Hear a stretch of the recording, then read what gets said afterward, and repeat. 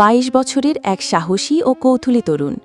সে ছোটবেলা থেকে আকাশ, পাখি আর দূরের রাজ্যের গল্প শুনে বড় হয়েছে। একদিন জঙ্গলের গভীরে সে এক বিশাল ঈগল পাখির খাঁচায় বন্দিদশা দেখে।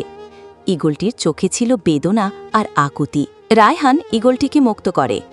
হঠাৎ ঈগল কথা বলে উঠল, তুমি আমাকে মুক্ত করলে আমি তোমাকে নিয়ে যাব এক অচিনপুরে, যেখানে সবকিছুই সোনার। রায়হান ঈগলের পিঠে চড়ে আকাশে উড়ে যায়।